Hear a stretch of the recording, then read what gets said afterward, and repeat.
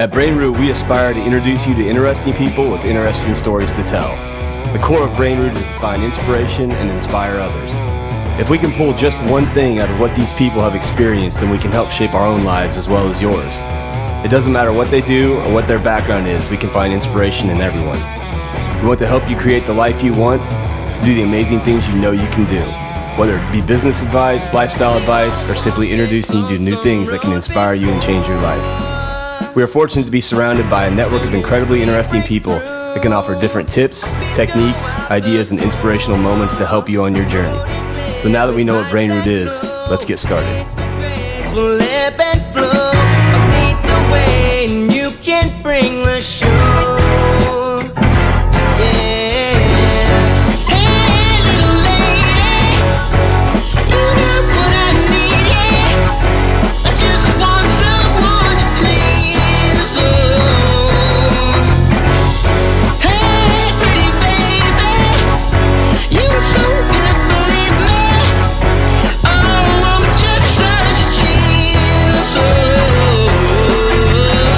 Hey guys, it's Justin with the first Brainroot podcast.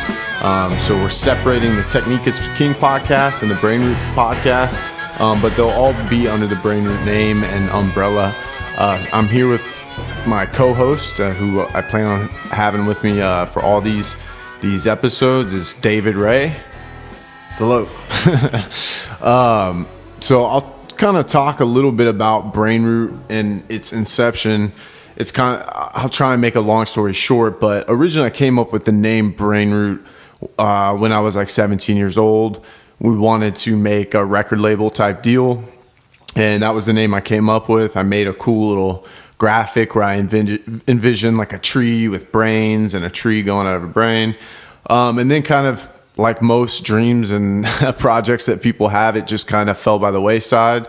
And kind of sat for a long time until one of my buddies wanted to take it and do something with it, and he did some cool things. But now it's back in my hands, and I'm really happy because I love the name and I love what the name stands for.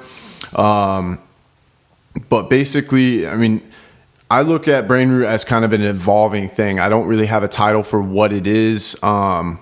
Obviously, we're here to promote inspirational stories and kind of shake things up a bit, like me and David have talked about people working the normal 9-to-5 and pursuing their own dreams and different things. So I don't really like to put a label on what Brainroot is because it's changed so much even since when I had the idea. Who knows what it'll be 5 or 10 years from now, you know? So that's basically where I'm at. It's incredibly ironic you say all of that it's sort of like most dreams got put on the shelf, and then it slowly has morphed into this idea of avoiding that and going after dreams. So it's evolved into what we hope we can help other people do now. Right. So.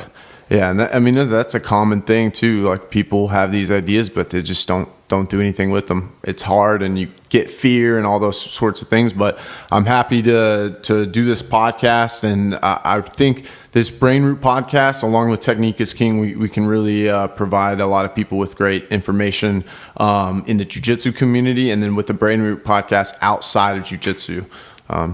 Yeah, well, jiu-jitsu will always be a reoccurring theme, I think, right, within Brainroot, especially because it's something that we do. And yeah, but if you do not train Brazilian jiu-jitsu, do not worry, we're going to have a lot of different guests on. I think a lot of people, they have great ideas and things they want to do, and they, like you said, they get frozen with fear, or a lot of times I think they just don't know how to do it, and that's sort of hopefully where we can help. We can bring in interesting people that can give tips and inspire and get people just kind of moving in that right direction. Mm-hmm. So ironically enough, the first episode, we are going to interview you. Yes. So how this happened, when we started talking about moving this direction with Brainroot, I think Justin has an amazing story to tell. I've known Justin for quite a while now. I've trained with Justin on the mats, and then I also train with him in the gym, at my gym, Resilient Health and Performance. And he has an amazing story to tell. He is sort of the perfect example of how jiu-jitsu or something can change your life when you let it. I'm going to let Justin give a little bit of his backstory now. where he came from, where he was at in life when he found jiu-jitsu. And then we're going to go into what he has learned over time and what you can learn from what he's done to change your life. All right. So should I kind of start like we had talked about, like talking about middle school a little bit? Yeah, like, I think it's a good place to and start. just lead. That, so that and your date of birth. Yeah, I can summarize it a little bit. First, I'm a twin. I think that's kind of important to my story. I have a twin brother. We moved to Tennessee from California when we were like 7 years old. So I've been in Franklin, Tennessee pretty much since then. So basically the story is, I was overweight, really overweight. At one point, I almost got to 300 pounds. I remember the heaviest I ever got was one night. I was drunk. And I suggest if you're ever drunk, don't get on a scale because alcohol is a depressant, so it makes you a little more depressed. But I got on the scale. I was like 298 in my mom's bathroom in her apartment. And I was just like, damn, that was the heaviest I weighed. So I'll just put that there. But so I think the beginning of, I was never really obese or overweight as a child up until the age of about 11 or 12. Me and my brother played sports and we were pretty active. Football was our main sport, and we played football up until about 5th grade. And then it was time to either play for your school or whatever, in middle school. And I went to play for the team. I hated going to practice. That was it. 6th grade, pretty much ended my sports. So I would say that was about the time when I started to gain weight and stuff because I was so sedentary. From pretty much age 12 or 13, I sat on a couch, sat in a chair, didn't do much of anything up until, 20, 21 years old, playing video games, different things. So you were a video game guy. You were into music. You were doing, you're a musician at some level, and you were a DJ. So you were doing certain things, but it was certainly more of a sedentary lifestyle. Yeah, and I was like 14 or 15, I started to learn how to build websites, and I taught myself that stuff. But, I was doing stuff, but more with my mind more than my body, So how was your diet? Oh, yeah. So I didn't even think about to mention that. So first off, me and my brother, since we kind of had control about 12 years old of what we could consume, your parents aren't telling you what you got to eat or whatever. Soda was I would say the main thing that was the worst staple of my diet. I remember at one point when I was 14, 15, me and my brother would go through a 12-pack of Coke easy in a night of gaming, every night. So 6 sodas each at least. So soda was the horrible part, but also just processed foods, eating school lunch. In high school, you could just go buy a plate of fries. So that was my lunch. In high school, I don't think I ate breakfast. I'd get a plate of fries for lunch. My dad would pick us up, take us to McDonald's for a little after school snack. I'd go into like a food coma, wake up, eat, it was a lot of bad stuff. And I'm okay to say it, I definitely am someone who struggles with food as like an addiction or an emotional thing. I'm still trying to figure out what it is. I think it's more an emotional thing. But I didn't realize that later on until life, that was probably the issue. It's just, I had an eating disorder, I would say. Yep. When you were in high school, were you DJing in high school? No, high school. So high school was kind of crazy for me. Me and my brother both. We went from a small middle school of about 60 people, and I'll speak for myself. I don't know about my brother, but for me, when I went from that small school to now high school, you don't know hardly anyone. It's all new people. I had severe anxiety, like severe, and some of it I developed in middle school, some other weird things. But in high school, I had really bad anxiety. I hated school. Eventually, not because you struggled. You're a smart guy. I hate it. Yeah, it was more like, and at the time my parents were going through a divorce and different things, and so I don't know if it was just more like I don't want to deal with school, but me and my brother both just didn't want to go to school. Yeah, we didn't want to do. For me, I didn't want to do what other people told me. I thought it was pointless. Yeah. Well, it's a lot to deal with too when you're talking about parents getting divorced, switching schools. I mean, it's just a lot of things, and it affects people differently. Some people tolerate certain things like that. And for sure, the anxiety and things in school a lot also came from being overweight, right, and not being confident and really feeling uncomfortable. I was so comfortable. I went to the same school from 3rd grade to 8th grade. I knew everybody. So now I had to meet all these new people, and I thought I was confident, and but that was only with the people I knew. When they knew you. You were Justin, and to be honest, the weight thing was not an issue. Right. I mean, they knew you. They knew what kind of person you were, and then you go to a different school, and there is certainly a stigma for certain people. Mm-hmm. You know, the first time you meet someone and they're overweight, or even if there's not, I'm sure you felt that there probably was, which contributed to some of the anxiety. Yeah. And like I would always, people who are overweight, they say, "Oh, I love it. I have no problem with it." But like for me, I would say those things, but I did not mean it. Yeah, I don't believe most people. I don't either. Yeah, I don't. And like I was in my prime years of my life, and I felt like shit because of cigarettes and all these different horrible diet and all these things that I should have been playing sports. I mean, I was at the peak of, you're moving around in different things, and I was stuck on a couch. Yeah, and felt horrible, like sleeping all the time, depressed, and all those things. A lot of it was just towards my lifestyle and diet, because a lot of that stuff cleared. It's not all away, but it cleared up once I got my shit together and started eating healthier and working out. That depression and that anxiety it fades away a little bit. Yeah, of course. So fast forward to you, how old were you when you started jiu-jitsu? 21. Okay, so take us like 18 through 21. Okay. You continued to get bigger. Yeah, first, so I didn't mention, me and my brother got homeschooled, quote unquote, halfway through sophomore year. Essentially, I dropped out of school. I have a diploma, but you kind of beat the system a little bit. But so from that point, I mean, me and my brother were on our own. My mom worked midnights for the police department, and she wasn't really home. So me and my brother essentially were just left to our own devices, whether it be diet or whatever it may be. We were two high school age kids on our own, left to their own devices, not in school. So we were home all day, and it was a problem. So around 18.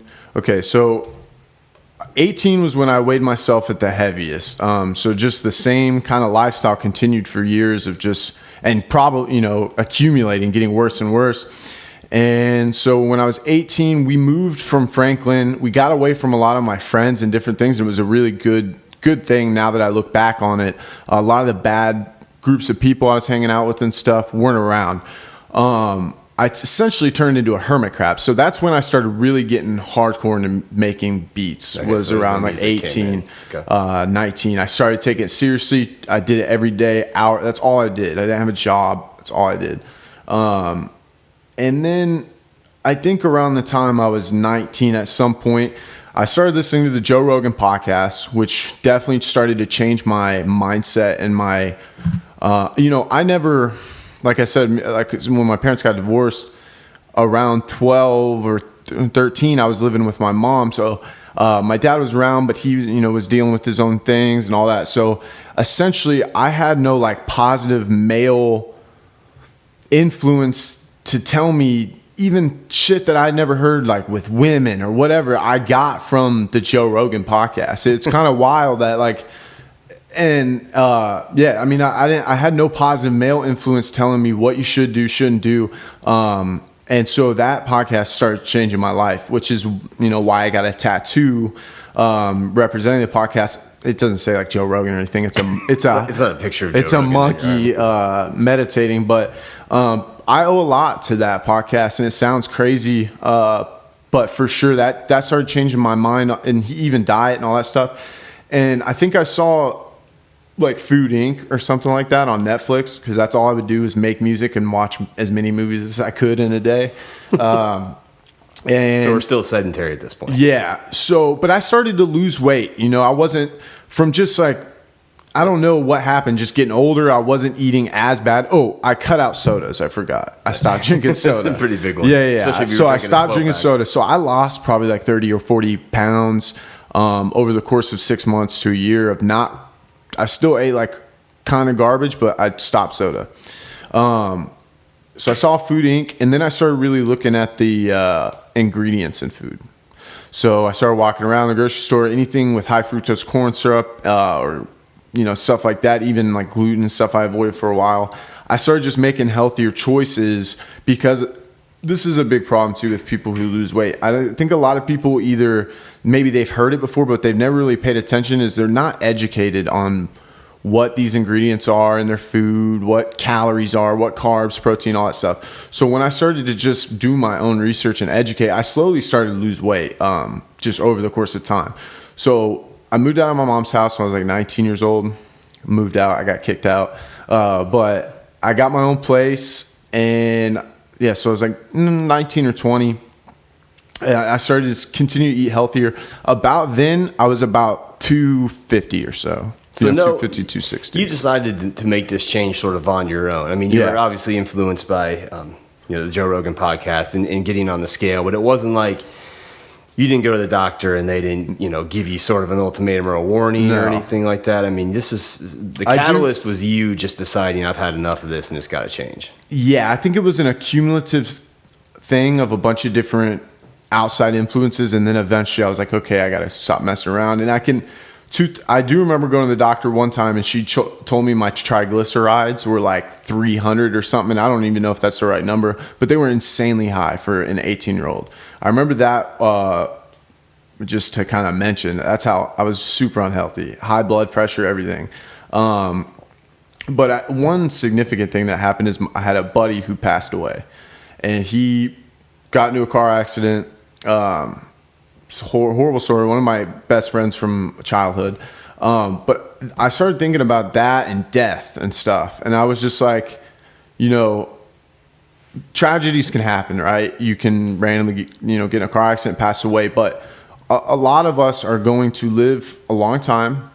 And a lot of that has to do with what your lifestyle choices are. So am I going to choose to continue to do these bad things to my body and die at a young age when all that can be prevented? All that tragedy, all that could be prevented pretty easily. It almost seems unfair when people who have their lives taken short by tragedy, and then here you are with a valuable opportunity to live, which we obviously take for granted almost every day, and you just really don't take advantage of it. Yeah, you articulated my kind of what I was thinking. It was like selfish for me to just sit here and kill myself when, So that was a significant thing that happened when I was like 19 as well. So anyway, so I got down to about like 250. I was delivering at a pizza place. I was trying the music thing.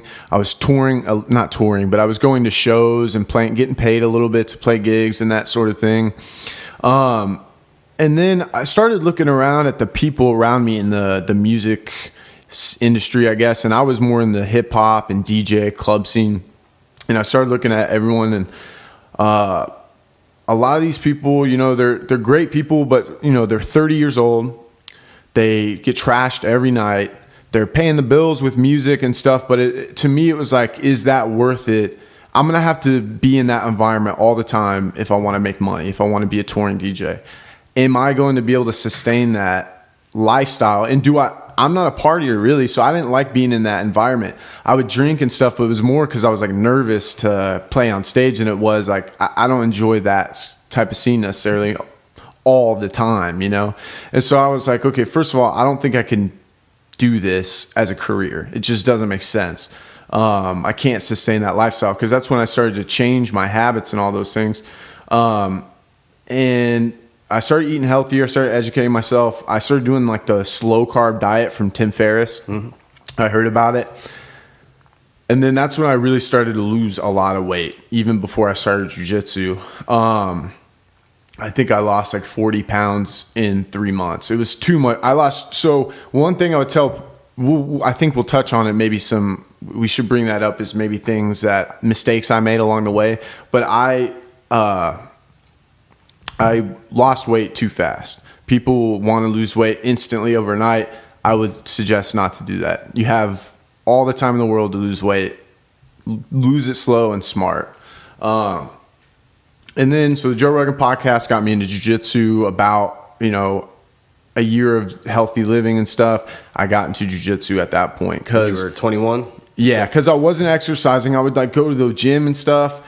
And I was like, look, I'm losing weight. Now I need to start exercising, actually getting fit. And I hated going to the gym and stuff. So I was like, hey, I saw a jiu-jitsu gym.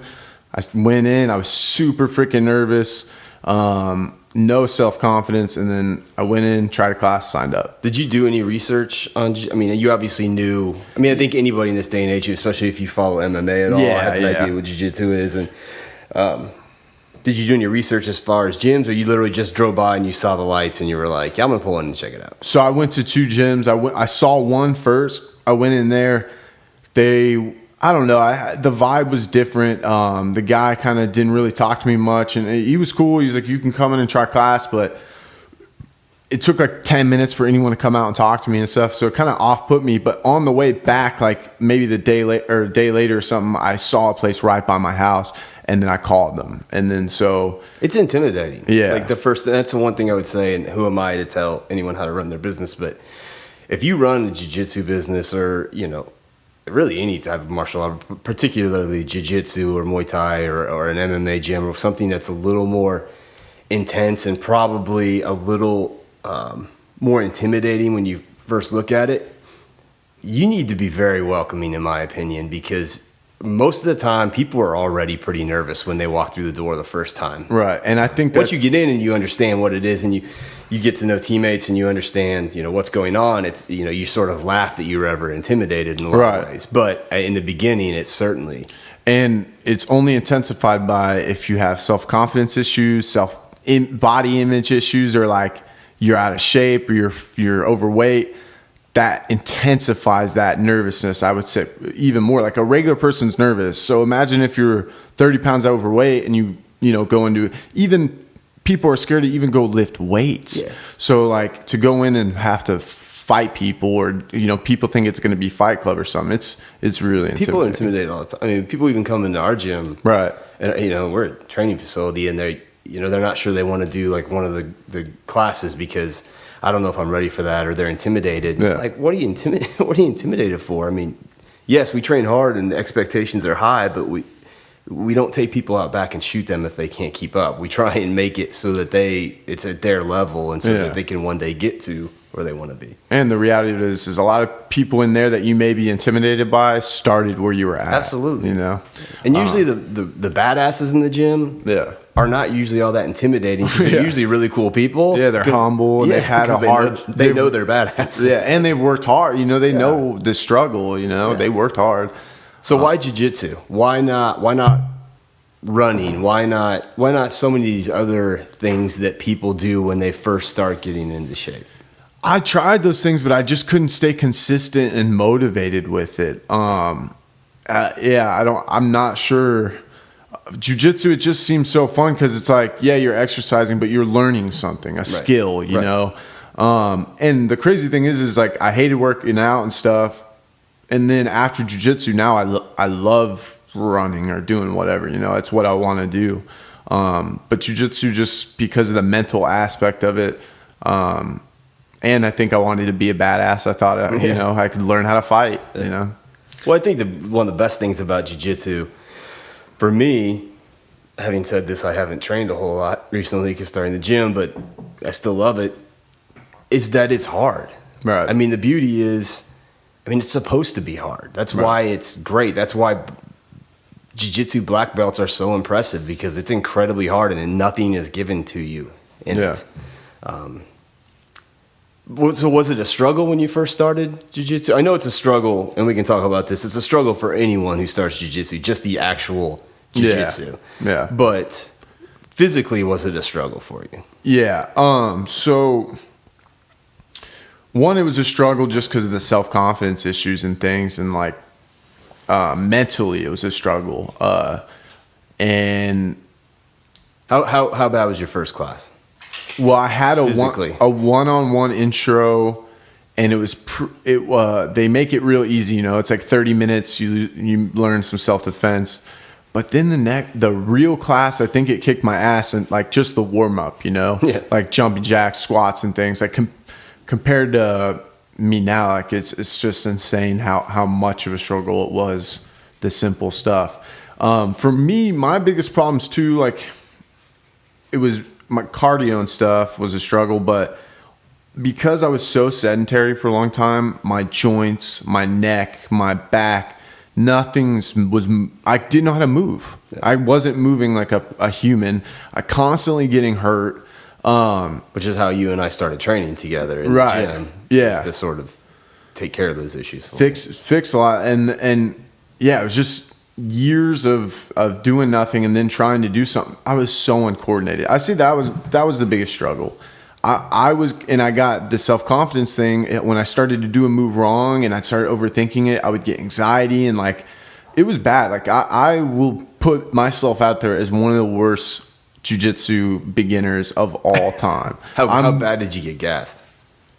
To be honest, I can't remember. I think it was pretty probably bad. Not too bad if you were feeling that uncoordinated and moving around, because you probably weren't moving enough to actually. I was just laying there. Yeah. I mean, I remember like it was tough. Like I'm 30 minutes once we started advanced class, and you do 30 minutes straight rolling. That it was bad. Like after one of those classes. But I can't remember. Were you nervous about going back? Or were you just like, nah, I don't mind the anxiety. I don't mind feeling gassed. I don't mind these things. I need to go back tomorrow. Yeah. I knew it was. Because that's what happens to a lot of people.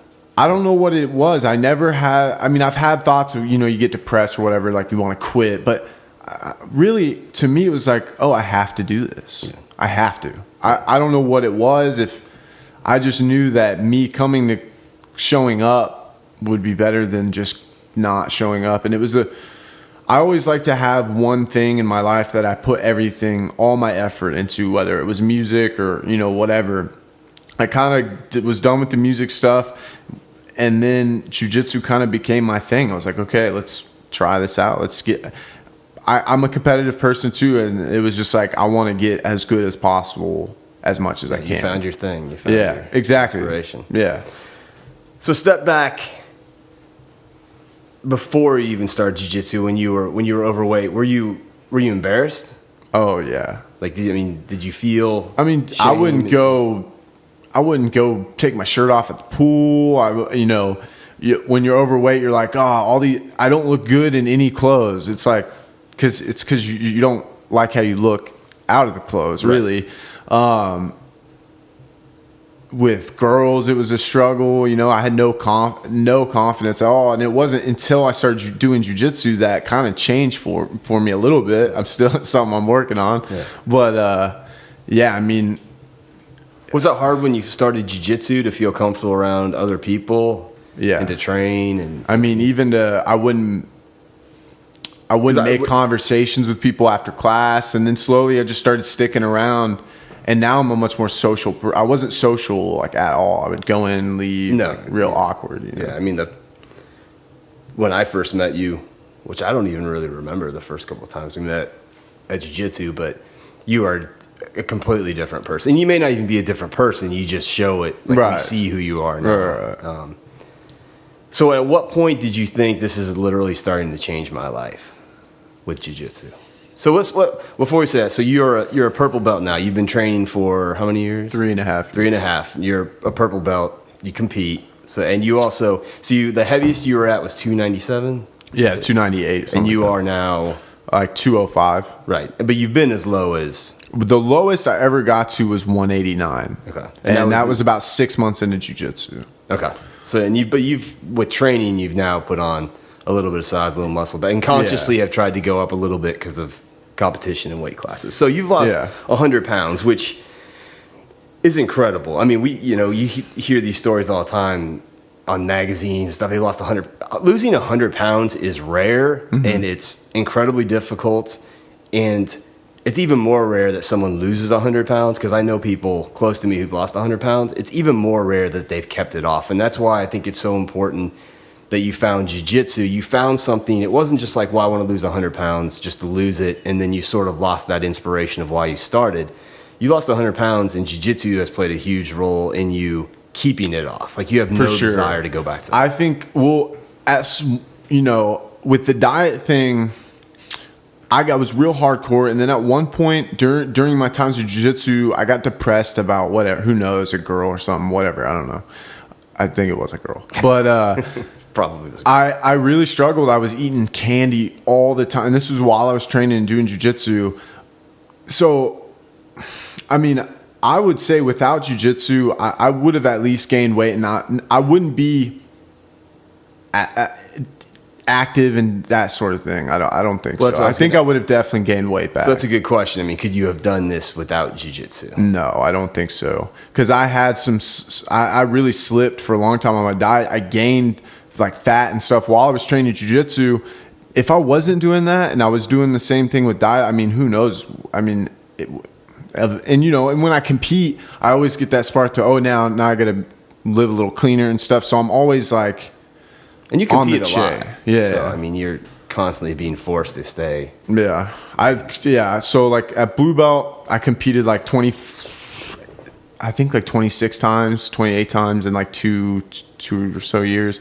And then purple belt, I've done like 5 or something like that. But I try to compete all the time because it gives me that fire towards something. You know, if you don't have a goal or something you're going towards, like, it's tough to stay motivated for me, you know? Yeah.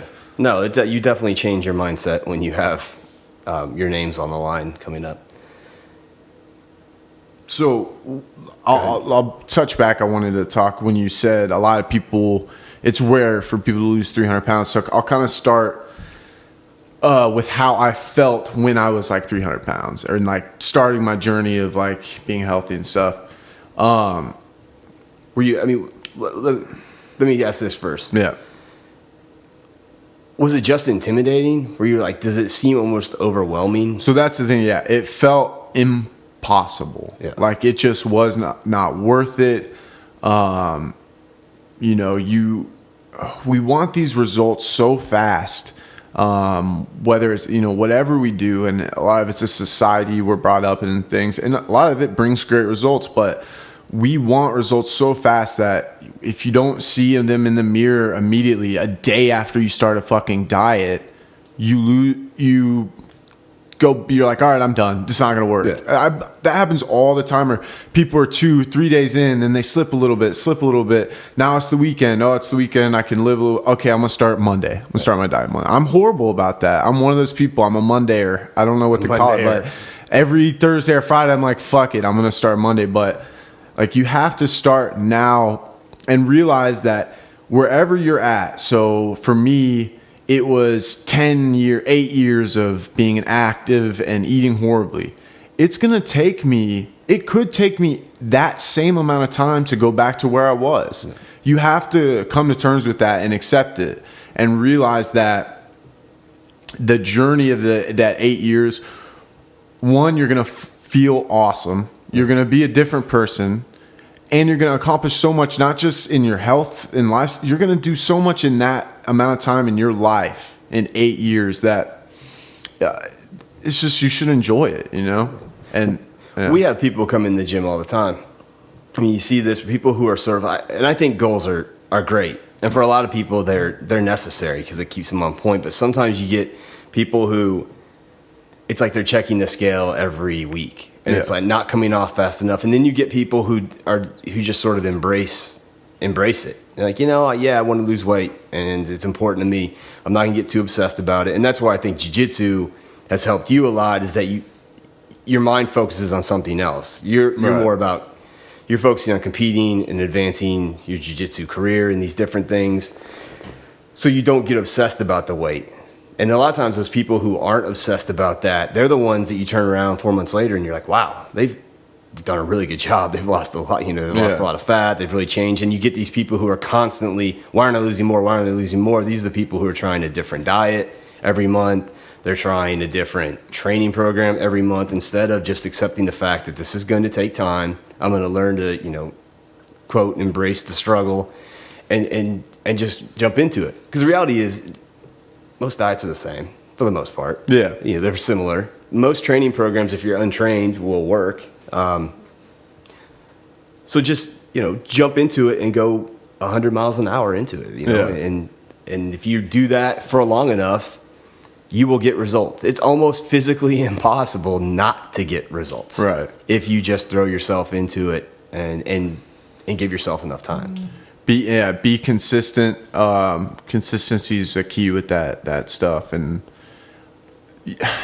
you don't have to go 100 balls to the wall into something if you're not going to be consistent with it. If you're comfortable giving 60% and being consistent with it for a year, then to give it 100% for a month, like, you got to be honest with yourself and just do what you believe in and what's going to be consistent, I think. So where do you think you would be now without the change? If I didn't lose weight and all that stuff. So let's go, without losing the weight, and even then without jiu-jitsu, without sort of finding that thing that kind of keeps you centered and keeps bringing you back. I mean, you think you'd be right back kind of where you were? Man, it's so hard to answer that question, but I would only assume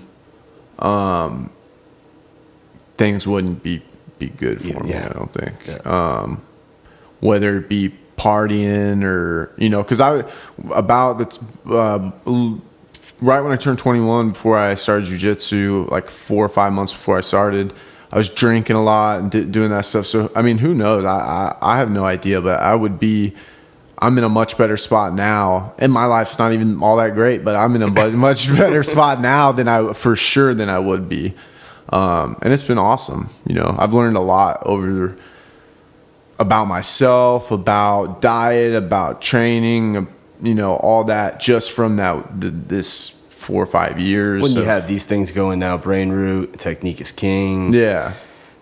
You'd have to assume that these things wouldn't be taking shape. No. Yeah, I mean, I think that, overcoming any kind of addiction or going through some sort of struggle, I mean, there's no question it transcends that immediate thing. Mm-hmm. It pushes you forward in business. It pushes you forward in other aspects of your life. If you can sort of overcome 100 pounds, I mean, you can do a lot of things. That's true. Yeah. Tasks seem a little less,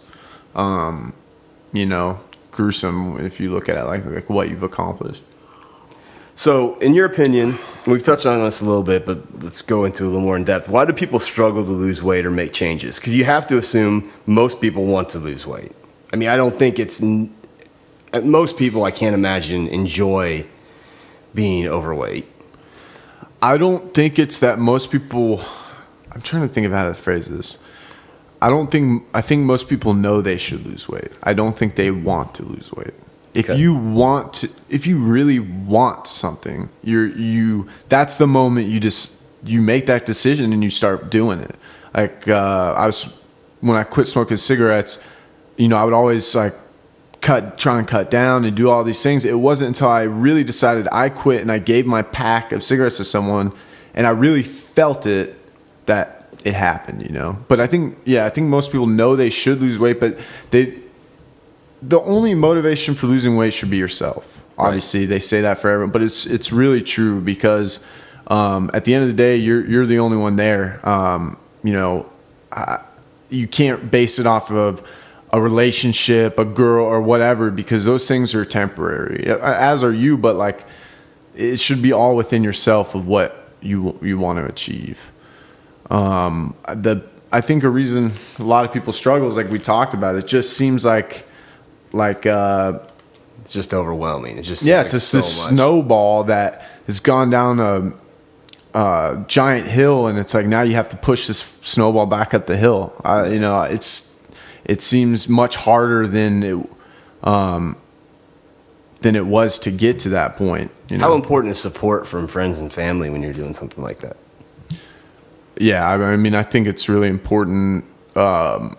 You obviously had a built-in network of people supporting you just through the gym, through jiu-jitsu. Yeah, with jiu-jitsu, it became it was awesome because I was around people who had similar goals to me. It was like losing weight and different things. But for a while, it was just by myself. I didn't have those, like any sort of community or people encouraging me, some friends, but I think I started going on Reddit, and Reddit has a fitness forum. And that was kind of where I got a lot of inspiration and support from, was just reading those people talking about their weight loss stories and stuff, because I didn't have anyone around me. So I think it's important, if you can find people that have similar goals as you should surround yourself with those people. It's going to be much easier to accomplish your goals together than by yourself. Yeah. And I will say, as you start to lose weight, be prepared for the opposite of support, which is like haters and different things. And people don't even realize it, but like you start eating healthier, and then like I would eat healthier, make these choices at dinner, and then people were always like, "Oh, you're losing too much weight," or "Come on, like eat." So you'll get that from family. That's why you have to do it for yourself, though. Yeah, and you'll get it from family and stuff, and they don't even realize that it's what they're doing, but I think it is a subconscious thing, especially if other people who are overweight will like start to tell you what you should and shouldn't do. It's like, well, I'm losing weight. Like you're a constant reminder that they're not losing weight, right? And that's what it is. So be prepared for, definitely try and find support and different things, but that you will get haters come out for sure. And Joe Rogan which is again, this is why this is cool, because people will laugh about a podcast sort of being inspiration or roll their eyes or whatever, but this is the beauty of this stuff. There's inspiration everywhere, and you were hearing things coming from someone being Joe Rogan, that was sort of like your focus at the time, that was sort of guiding you and helping you. And then you found the Reddit stuff, and then you found jiu-jitsu, and you just started building a bigger network of people that were inspiring you, and that you were trying to follow their lead and go along with them. And now all my friends work out. They do jiu-jitsu. Most of them, all my friends at this point do jiu-jitsu. But like, I'm around people who just are healthy individuals. They live healthy lives, even if they don't have necessarily the same goals. It's like, now I'm around people that do the stuff I want to do. Like, I don't have friends. I don't hang out with people that just party on the weekends and stuff. Like, we all work out and lift and different stuff. Yeah. So it's that's helps now, because it's so much easier to sustain this life with people around me like that. So how has competing, because as we talked about, you've competed quite a bit. Now there's some people who do jiu-jitsu who love it and want to learn it and have no interest in competing for whatever many different reasons. Competing was a big thing for you. When did you know you wanted to compete? Because I'm assuming competing has definitely changed you as well. Yeah, I think I always wanted to compete. Kept making excuses on why I couldn't make the next competition. Eventually I started working at the school, which we didn't really mention. I got a job because of, the owner seeing the change in my life, and they thought I could do the job well because of that. And so I started working at the school, and at that point it was like, okay, let's just try and compete. At that point, I was a blue belt, so I didn't get to compete as a white belt. So I competed as a blue belt. I got second, but it was stupid because the person got DQ'd before me, and then I lost my second match. I got smashed. I got wrecked. And then at that point, I was like, that kind of lit the fire of like. But you've always had a great attitude about competing. I've been at competitions where you've got to the finals and you've lost, and you've had a great attitude about it. You just seen it as an experience to. Now it took me a long time to do that. Like it wasn't up until like a year ago. I'd cry every time I lost. But now I know that it's gonna happen. I'm doing it for the experience. I want to win. But the reality of it too is like, I don't have that sports background. I'm still learning how to compete. Right. My mindset, and I'm sure a lot of my self-confidence and stuff issues come from when I was younger and all that. And I'm still having to deal with that. But competing now, it's one of those things too. Like a lot of things in life, I'm like, look, if I can go fight a dude, for 6 minutes, I can do a lot of shit. Yeah. I'm not too afraid. And that's a huge deal, I think, in competing when you haven't really competed before in a sport and at a higher level, I mean, it's when you're not used to sort of being centered and having to deal with the anxiety and the nerves. So you're going through that process now. Yeah. Which, is tough. Well, and I'd done some team sports up until like I was 12, but a one-on-one sport's a whole different game too. It's It feels like a spotlight's right on top of you. But I've learned, I think competing has helped me in meetings and public speaking. Like, just jujitsu and competing. Like, I had my brother had his wedding, and they had joked because I was the best man. Obviously, I'm his twin bro.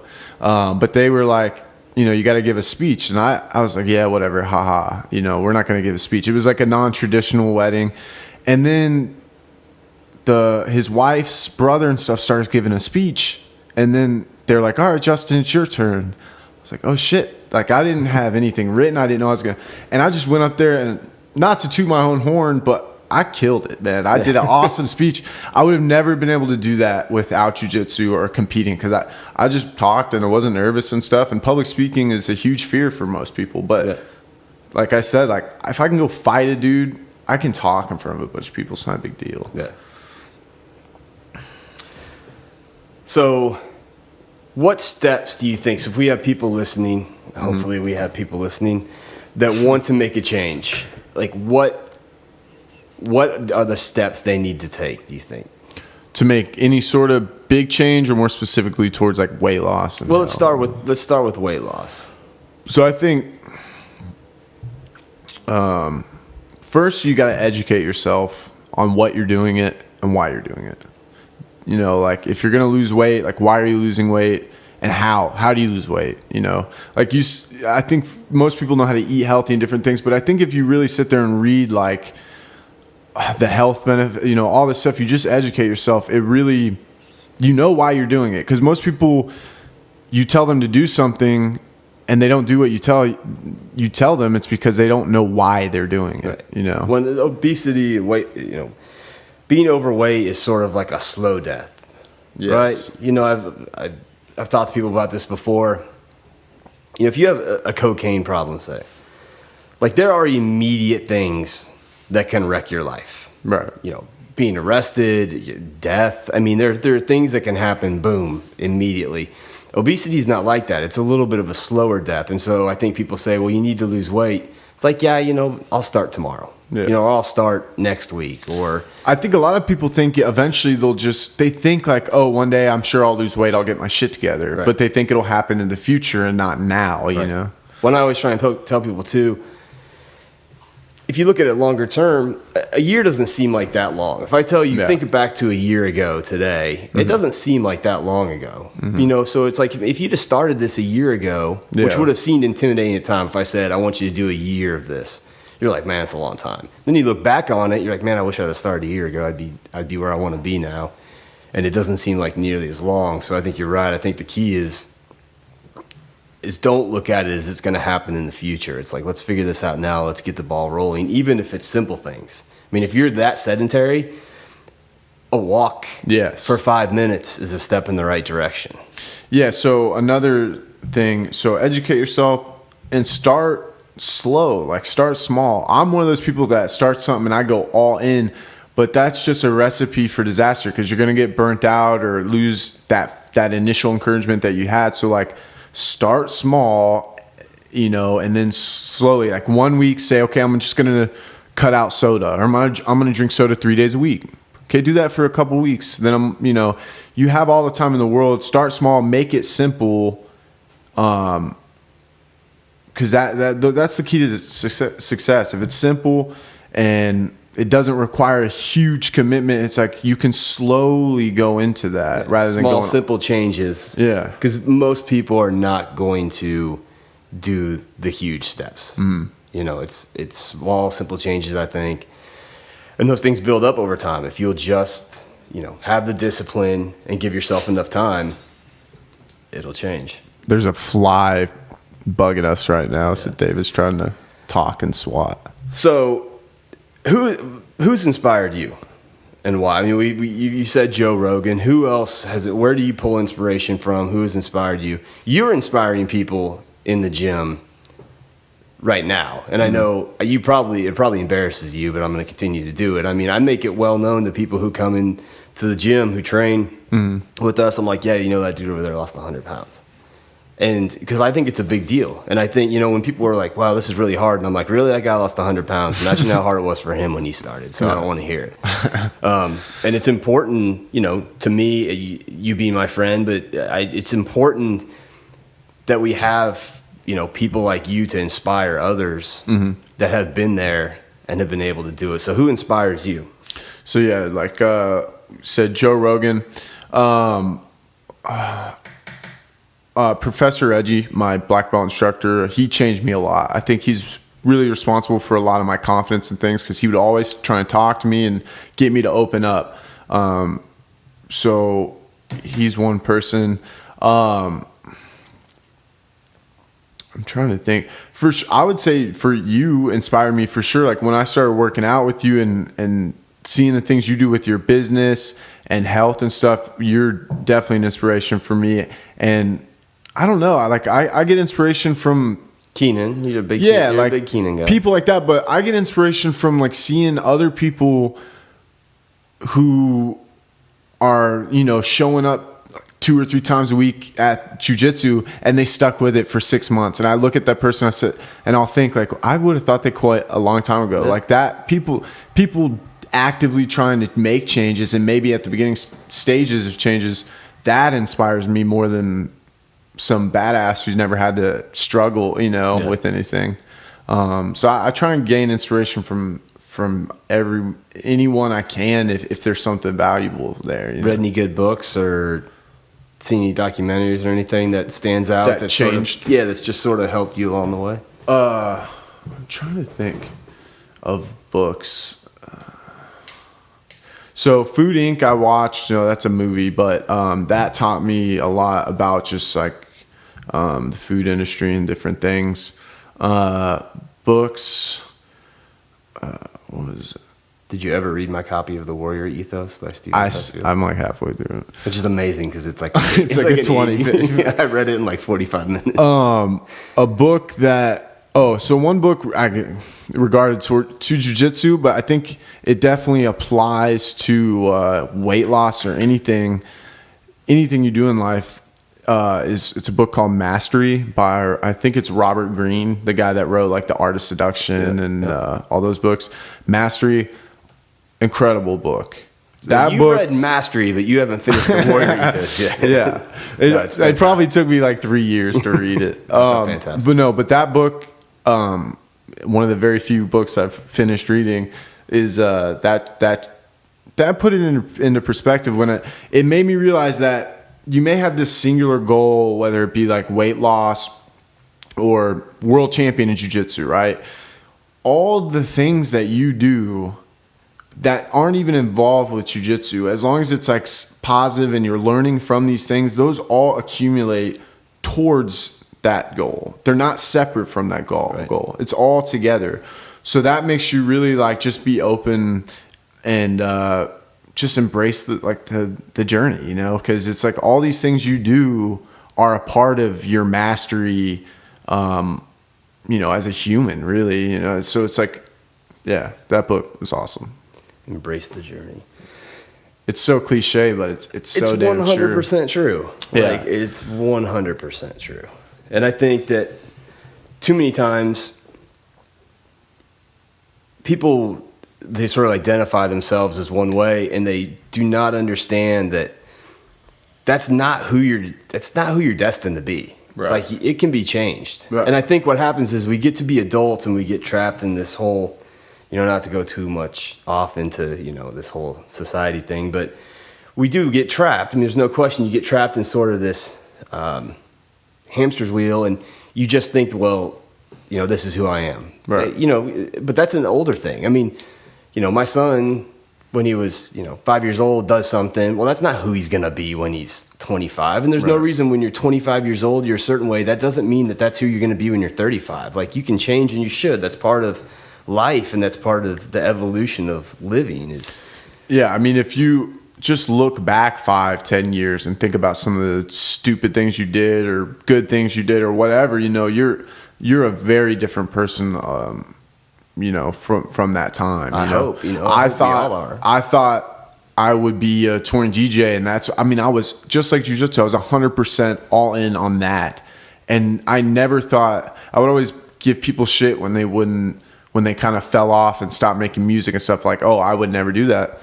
I don't make music anymore. Yeah. So that one thing that was my whole identity is no longer around, but now it's like, oh, that was just a part of who I was. That's not who I am, Yeah. And I think that's the big thing with weight loss is people sort of identify themselves. I mean, you can speak to this obviously, but they identify themselves as like, yeah, I'm kind of the overweight guy. No, and it's like, you don't have to be that guy. Yeah. Like, I know it's sort of overwhelming, and everything's overwhelming. Like, anything worth doing is overwhelming. I mean, running a business is overwhelming. Like, becoming a black belt in Brazilian Jiu-Jitsu is overwhelming.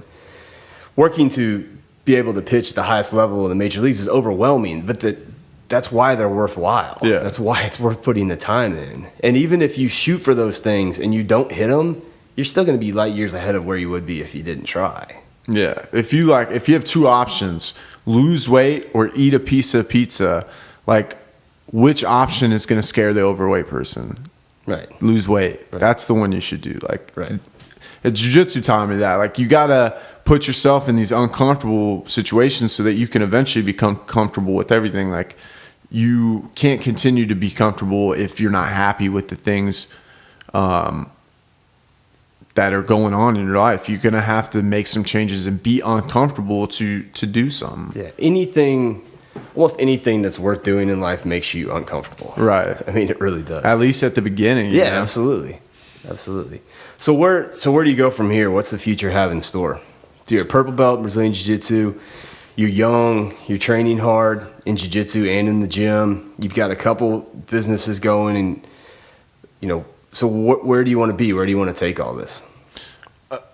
So besides making this a great podcast, yeah, the podcast I'm really focused. So I'll kind of say, like, I know right now I'm unemployed. I don't have a job.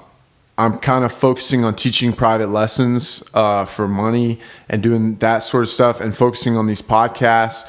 So you're unemployed from a perspective as you don't have right. I don't have a traditional job. My family would say I'm unemployed. Well, you don't have a job. Yeah. So and this isn't where you want to be necessarily. No. But you are doing things. You're working. You're doing privates. You're working on these businesses, these smaller businesses you're trying to grow. It's not like you're sitting at home doing things. So that's my focus. Kind of, I want to build something like we had talked about, to inspire people, because who knows, like, if someone would have came to me years ago, and they inspired me to lose weight, maybe I would have lost weight and been healthier a long time ago. So that it'd be awesome to build something. If one person emails in and said, I heard that podcast, I've lost 20 pounds, they email me a month later, like, that would make everything worth it to me. Yeah. Just that one thing. Yeah. So I like to do that. Jiu-jitsu training, competing. Obviously I want world titles, world championship, Pan Ams. I've got a year until the next one, so I'm ready to just kick it into higher gear and just keep getting better, try and keep improving. I still struggle with everything, from diet, making healthy choices. It's a daily struggle. It's not something that goes away. It's you just have to learn how to deal with it and make the right choices. And sometimes you won't make the right choices, but you can learn how to bounce back from those much quicker than, like, in the beginning you make a bad choice and then you go off the rails for 3 months, so. Which is important for people to hear, I think, because, for you to say, yeah, I've lost 100 pounds and completely changed my life in all these different ways, and I still don't have it figured out. Yeah, no, I think that can help someone who's listening right now to know that you still struggle with the same stuff, and be honest. And to be honest, I mean, a lot of us do. Yeah. I mean, we struggle with, different things all the time. It's just, you continuously try to get better and better and better. Yeah. At making those decisions. And so I don't, like, the future, I don't know where I'll be. Like we talked about, I like to think of the future I used to do this more so I would always be stuck in the future and the past, but I like to think about the future a little bit of what I want to do and stuff, but I know that things are going to happen along the way and different things, so I just like to go with the flow, you know. I want to be one of the best jiu-jitsu practitioners in the world if I can make it happen. I'm willing to put in the work to do that, and that's one of my main goals is just jiu-jitsu. I want to be a high-level competitor.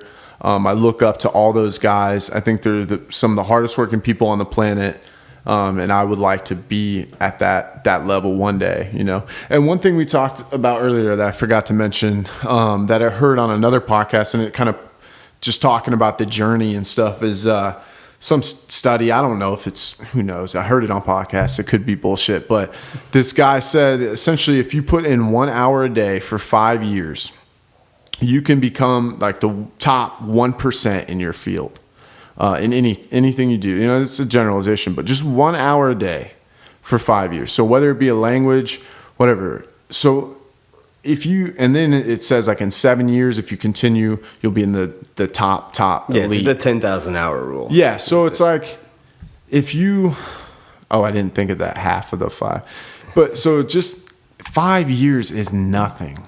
So 1 hour a day, if you can put towards walking or whatever it is, like you can make a huge difference in that accumulative amount of time, you know?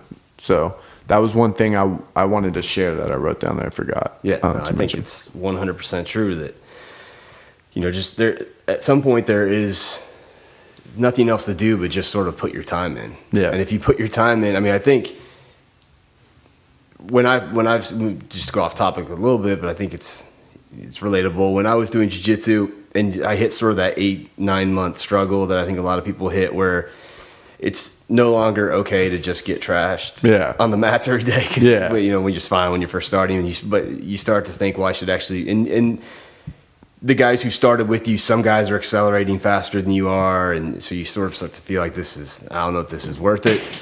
I used to tell myself, just go today. You're not going to get worse. Yeah. Like if you just go every day and get just a tiny bit better, like sooner or later, it will just accumulate and you'll be a better jiu-jitsu fighter or practitioner, right, artist, whatever.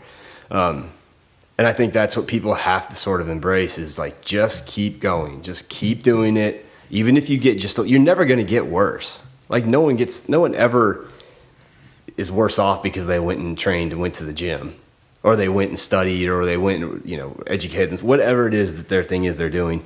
You don't get worse by putting time in. Right. Like you're going to get a little bit better. And if you just build up enough of those hours, then sooner or later you're where you want to be.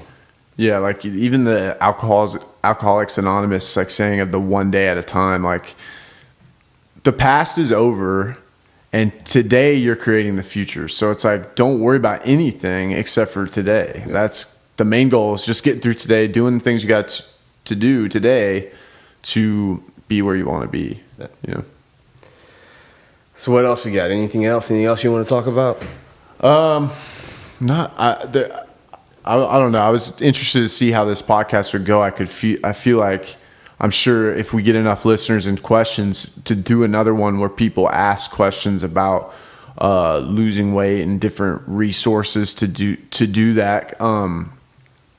But as far as that, I mean, there's so much I wanted to talk about. We got through a lot of it, but I can't remember a lot of what I wanted to say.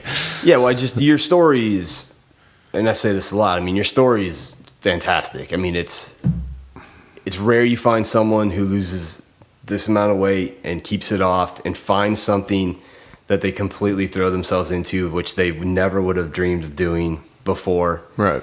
That's allowed them to change their life in so many different ways. That's changed their, you know, I hesitate to say change your personality, because you could be the same person. I'm sure you are in a lot of ways, but you're right. Like socially, you weren't as comfortable, and now you come in the gym, you're talking to everybody that's in the gym, not just in jiu-jitsu, but in my gym. People know who you are. You inspire them, and that's really what I hope Brain Root becomes in a lot of ways. Is that, you know, we have a lot of interesting people that we know that have cool stories, and that have, you know, whether it's a business guy who's got a really great thing going, and some things he's created a really cool culture at his business. And if you're listening and you're not young entrepreneur or you want to be and you're trying to build that culture, he'll have tips. All these different people we can bring on this podcast that can talk about, not just jiu-jitsu and weight loss, but talk about business, different things you should try. If you're out there and you're looking for your jiu-jitsu, I always tell people to look for their jiu-jitsu. Maybe we can show you expose them to different things that they can start and let it change their life. All right, guys, we kind of had to end the podcast there. Something crazy happened. The mixer just started making a loud noise, and then we looked, and the mixer was smoking. So now I'm on my laptop, just kind of finishing the podcast because it ended abruptly. We hope you enjoyed it. For sure, there's a lot that we didn't talk about. So if you have any questions or anything like that, feel free to email letyourbrainroot@gmail.com.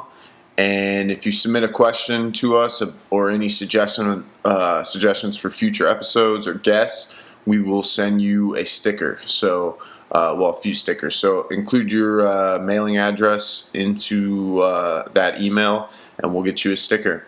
Don't forget to rate and review the podcast. Please share it. Have a good day and start achieving your goals.